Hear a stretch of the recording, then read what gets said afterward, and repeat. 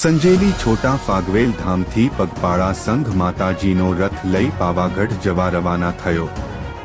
દાહોદ જિલ્લાના સંજેલી તાલુકાના છોટા ફાગવેલ ધામ સંજેલીથી ચૈત્ર સુદ એકમને તારીખ 30 માર્ચ 2025ના રોજ સંજેલીથી પાવાગઢ જવા રથ સાથે પગપાળા સંઘ નીકળ્યો। એમાં મંદિરના પૂજારી મુકેશ મહારાજ દ્વારા તમામ ઉપસ્થિત રહેલા ભક્તોને રૂમાલ ઓઢાડી રથનું પ્રસ્થાન કરવામાં આવ્યું હતું અને સંજેલી સરપંચ મનાભાઈ વેલજીભાઈ એ પણ પગપાળા પાવાગઢ જતા જયવીર ભાથીજી યુવક મંડળના સંઘને રૂમાલ ઓઢાડી સન્માન કરવામાં આવ્યું હતું અને શ્રદ્ધાળુઓ સુપ્રસિદ્ધ યાત્રાધામ પાવાગઢ ખાતે ડુંગરની ટોચ પર બિરાજમાન મહાકાળી માતાજીની ચૈત્રી નવરાત્રિ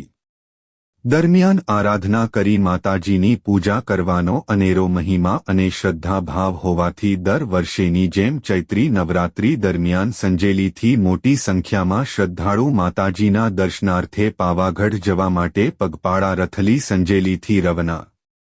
સંજેલી નગરમાં ઠેર ઠેર જગ્યાએ રથ સાથે રમતા ઝૂમતા માઈ ભક્તો દ્વારા દર વર્ષની જેમ આ વર્ષે પણ મા મહાકાલીના ધામ પાવાગઢ પગપાળા જવા માટે આજ રોજ પ્રસ્થાન કર્યું હતું, જેમાં સંજેલી ભગત ફળિયાના જયવીર ભાથીજી યુવક મંડળ સંજેલી દ્વારા સંજેલીથી પાવાગઢ પગપાળા જવા માટે રથ સાથેનું પ્રસ્થાન કરવામાં આવ્યું હતું, જેમાં માતાજીની આરતી પૂજા કરીને ફળિયાના તેમજ ગામના આગેવાનો વડીલોના આશીર્વાદ લઈને રથ સાથે મહાકાલી માની જય જયના નાદ સાથે વાતાવરણ ગુંજી ઉઠ્યું હતું। આ પગપાળા સંઘના આયોજક મુકેશ મહારાજ તેમજ અનેક શ્રદ્ધાળુઓએ